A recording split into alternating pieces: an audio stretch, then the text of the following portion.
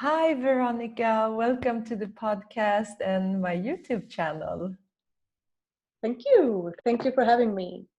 So happy to have you here again. We just had to talk about this week. There's so much going on. So I'm really excited to have you here. If people haven't listened to our most recent episode together and our episode from before Christmas, maybe you can just introduce yourself first. Okay. My name is Veronica and I'm a medium and witch and Reiki master. And also we met through yoga, so I'm a yoga instructor as well. Yes, great. Yeah, and you are very well into also astrology, and together we celebrate the Sabbats as well. So we're going to talk about that. So we have so much going on this week. We just had Mercury starting its retrograde.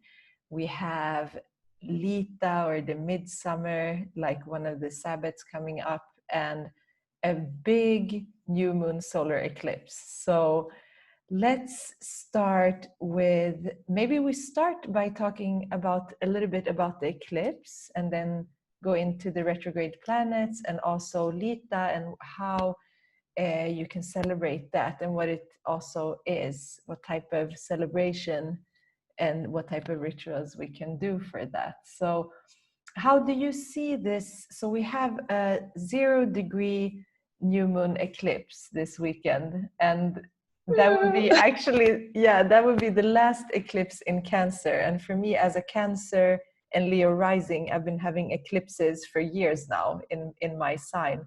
So how do you see this upcoming new moon eclipse? What's your interpretation? Really, all eclipses, I think, they remind us to slow down. But they also remind us to do the shadow work. We have to do the shadow work.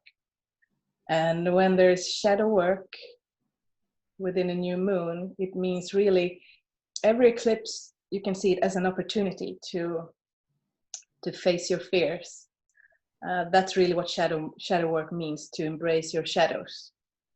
It's not always convenient. It's not always easy, but it's worth it. And an eclipse close to new moon means that you have the opportunity to make closure. I don't know if you've noticed, but I've noticed like lately that like old stuff is coming up a lot. It's like, why am I thinking about this? I thought I healed this. But you know, you're given an opportunity to look at it again and look at it from a different view and let it go. It may come up again, but it's, you know, it's not the end of the world. You're not crazy or anything. It's just universe reflecting back at you, like, you know, like, look at this again. What did you learn? So Yeah, any eclipse close to a new moon is a gift to letting go. That's how I see it, but it's not easy. It's not easy. No, it requires a lot of work. And I think when people think about spirituality and spiritual work, it seems like light and fluffy, but it's actually a lot of deep work that needs to be done, and a lot of like soul searching, looking into your own shadows. And I think as a collective we're doing that as well, because the eclipses also, like the eclipse in Cancer is in our collective dharma as well. So we are seeing how are we now finally shifting in more into that intuitive divine feminine embodiment and nurturing society, as opposed to the structural patriarchy and very like physically attached society that we have become. So in this eclipse, since we are in the midst of a lot of changes, like one thing it's reminding us is to come back to that motherly, nurturing, and very intuitive and emotionally connected energy again. and how important that is. And it's happening in 0 degrees. That's like a very heightened and potent number and degree. And then it will move back into Gemini. So we will have a totally different vibe the upcoming 1.5 years with the eclipses there. And sorry.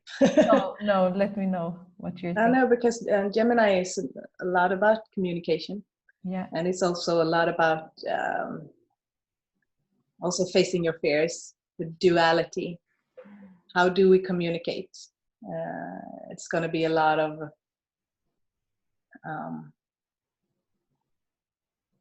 challenges in the way we communicate. Yeah. But it's also, as I said, or how I prefer to see it, it's an opportunity. It's an opportunity to learn and to grow. So I don't remember who said this, if it was Buddha or my beautiful dance teacher, Lynn Simonson, or they both said, speak kindly, because words are power. So when we're moving into eclipses in Gemini, be kind, or be kind always.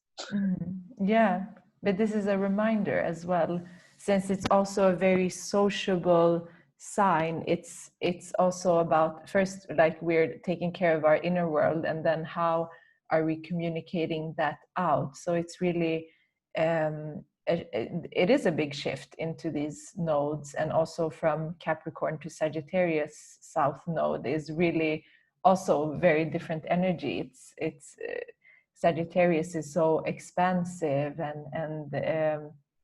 and visionary, and a very optimistic part of our consciousness. So it's really gonna shift everything. And I think it's really interesting that this is, so the sun will be moving into Cancer. So we will enter Cancer season, which is more, it's because June and the Gemini season is always so, like, the energy is wind up, and it can be very hectic, social, gather, like everything. And then in July it feels like it calms down, and you can start, most people are going on vacations, maybe summer breaks, holidays, and you take the time to like recover yourself from this very active energy. So with this move in sun, when it shifts into Cancer, it's also shifting into a different season. So it's because Cancer is also a changeable sign, just as Aries is. So we have this midsummer or summer solstice, which is also Litha in the Sabbath. And so maybe we can talk about, so it's just very, very it's very coincidental that everything is happening at once. But maybe we can talk about like the summer solstice and what it means to you in your practice. Yeah, it's interesting you're saying this, the sun in Cancer, because Cancer is a water sign, and there is also representing emotions, and the element that is connected with emotions is water. But Cancer can always crawl back to its shell when it's it feels threatened. But the sun is illuminating everything. You have to look at your shit. Literally, you have to look at the dirt in the corners. You have to make amends with yourself, and connecting that to Litha. A lot of pagan traditions connect Litha with the element of fire, but it is also the element of water. June and July is the Litha month, really, summer solstice. We're moving towards darker times, and it's really all this hyper energy needs to meet water to cool down. So a lot of people are going on vacations, and we should recover, but what we do is, I have to. You know, if you're still in that hectic energy, you're not going to recover.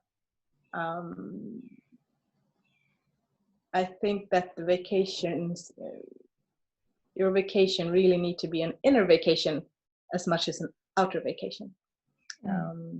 Litha, in the pagan practice I'm participating in, we're celebrating the fertility, and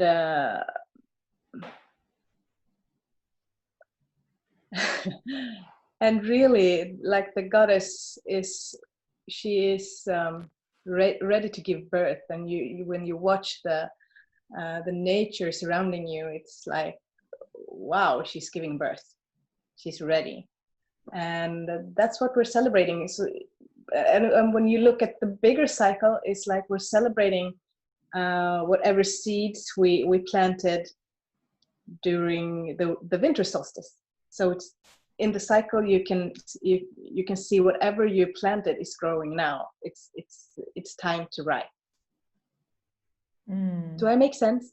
Yeah, definitely. Thank you for sharing that. And I just reflected on also that the last time the first time we did a recording together, it was right before the winter solstice, which is also, we have to say that this is in the northern hemisphere. So in the southern hemisphere, it's the opposite. Now it's like the winter solstice, and it will be, well, if we follow the Sabbats, I assume it's still Litha, but if it would be the northern hemisphere, it would be Yule, which is, it's a little bit shifted. But we're also like in the midpoint, like the summer solstice will be the brightest day in the northern hemisphere. So it means the light has become stronger than the dark, and which will also lead to a little bit darker and darker days. And here in Sweden, we're definitely experiencing light like around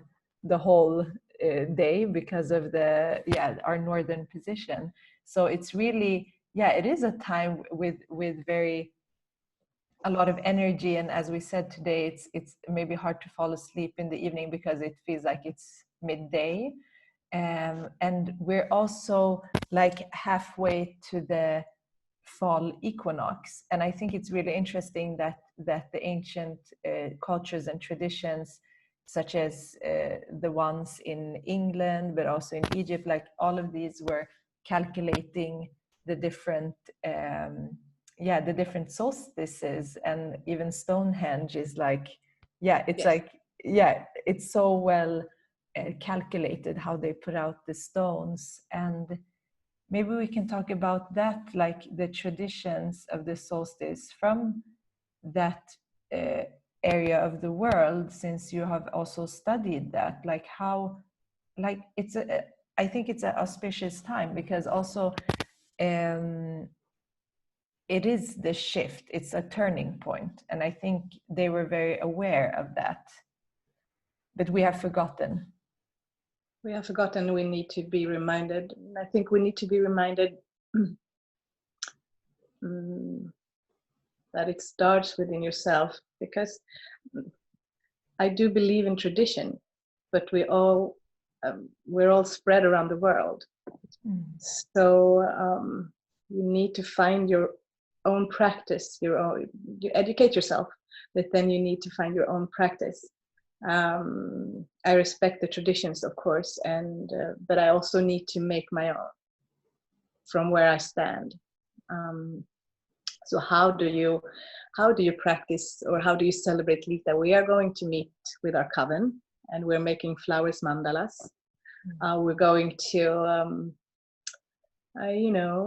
celebrate the goddess Freya from the Norse mythology.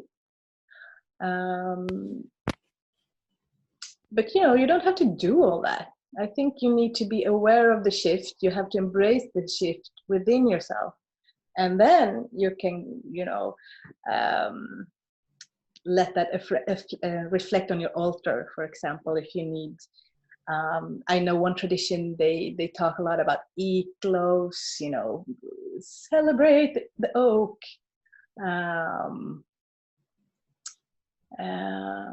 And some traditions are really getting into the element of water, and some are getting into the elements of fire.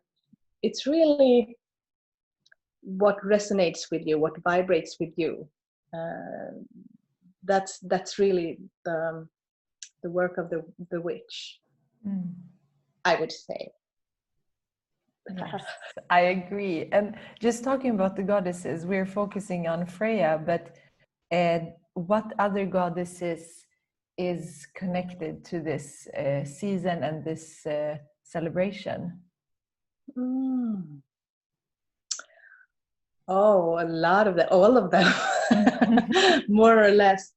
That's really what I mean with what resonates with you right now. You could say Freya because she's, you know, the mother of all. And if you go to the Hindu tradition, maybe you would say Kali.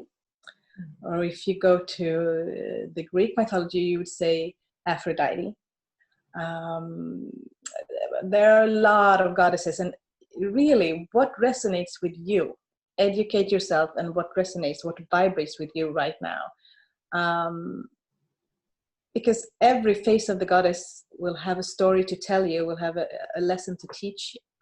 So I wouldn't say that there's a particular goddess,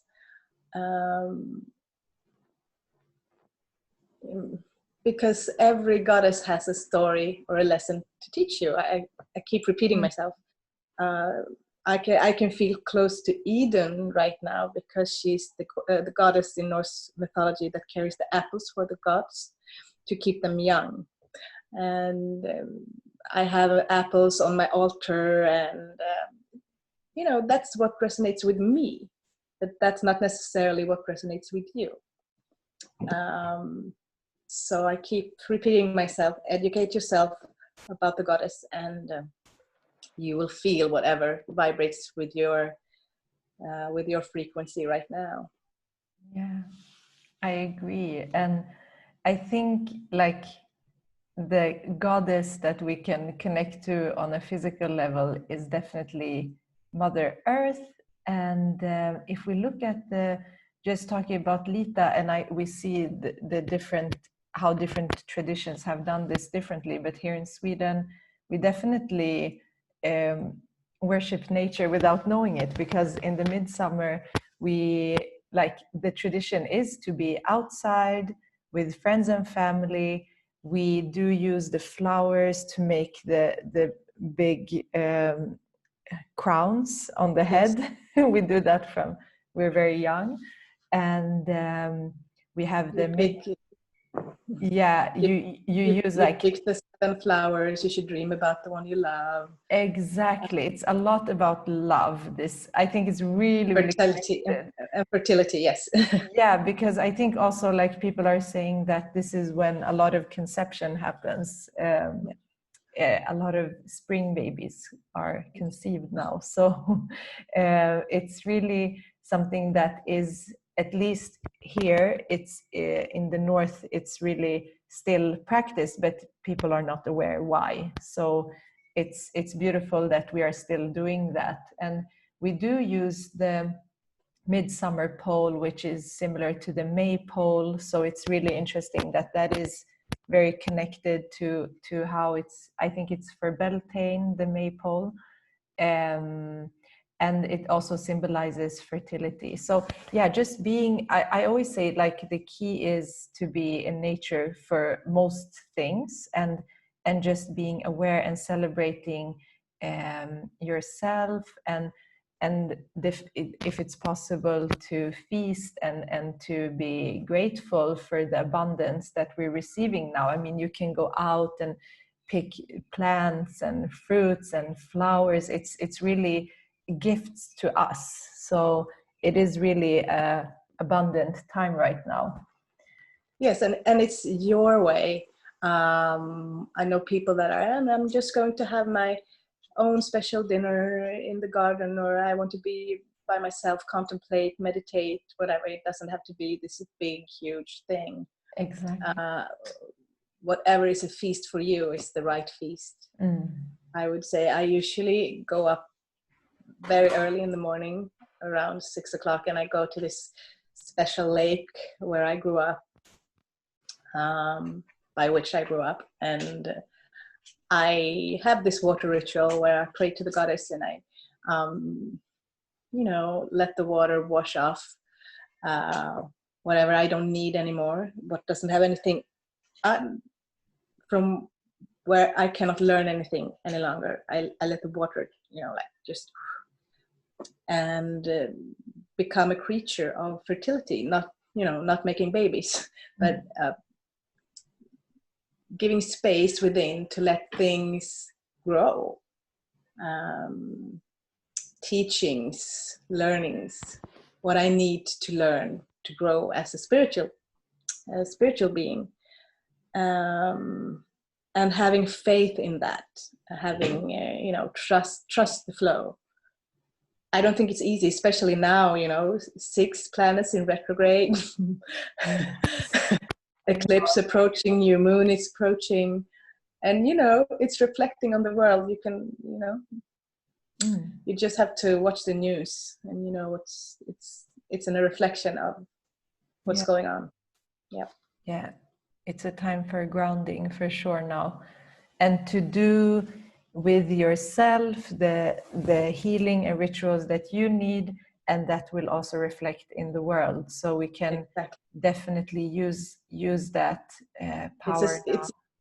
I always say that it's your spiritual responsibility to do, if you've chosen and embracing the spiritual world. Don't break that contract. Yeah, definitely. And just to mention, we have just started the Mercury retrograde. And what other planets are retrograde right now? Because my God, there are a lot of them. Yes. I know Jupiter is. I have to check that out. Yeah, to be honest. But we had just Mercury starting its retrograde in Cancer, so we have extra Cancer energy there, and then we have Venus as well retrograding, so that's been going on for a while. Okay, so you have your No, I don't have all of them in my head. all of that. I assume that Saturn is retrograde as well. I think so. So we have a lot of retrograde motion. Yeah, you have it. Always Google it, Yeah. Right. Jupiter, Saturn, Mercury, Venus, Pluto. And there should be one more, right? That's 5. That's 5. So 3 like external planets and 2 personal planets. That's a lot, actually. And we can see that reflected in the world and also within all of us. And I think that Mercury retrograde is more, we have talked about the Venus retrograde. I think Mercury retrograde is very relevant for this time period, since it's 3 weeks now, and it's actually a perfect time for retrograde because it's now the time that we do naturally, hopefully, slow down. And in Cancer, it's really, Mercury is not really, with its airy qualities, it's not like very comfortable maybe in Cancer, but it's really necessary for us to get that. How do you see this retrograde that is right now? Mercury retrograde used to scare me. I was like, oh my God, my sage. But I found a way to embrace it. So I'm not really,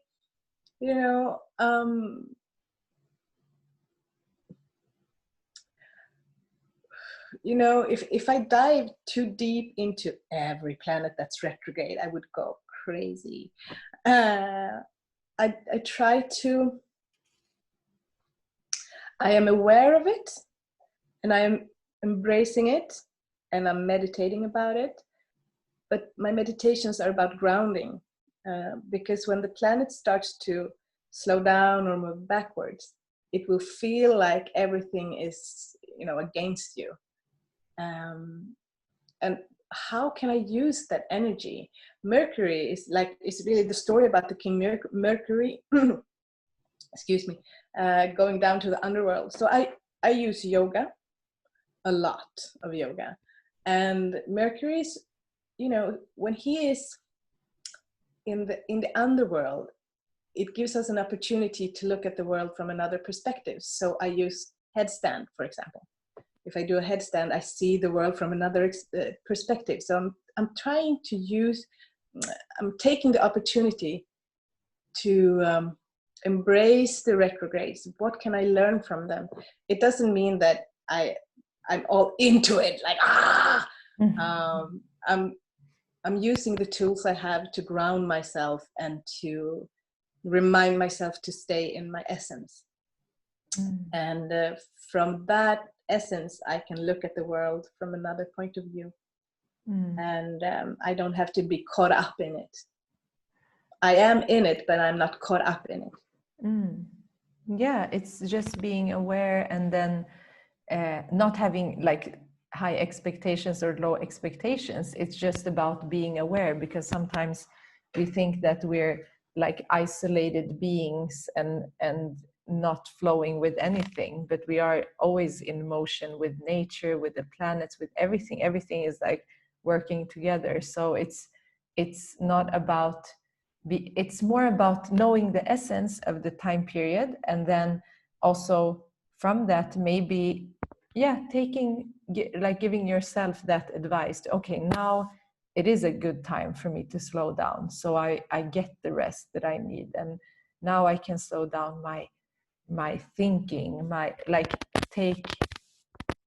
harness it instead of being scared or thinking it's like a negative thing. And then when things happen, we know like it has a purpose and a meaning, that it's there, so it's teaching us something as well. It is, and especially Mercury retrograde, that is about communication, a lot of communication. So speak kindly, speak from your heart.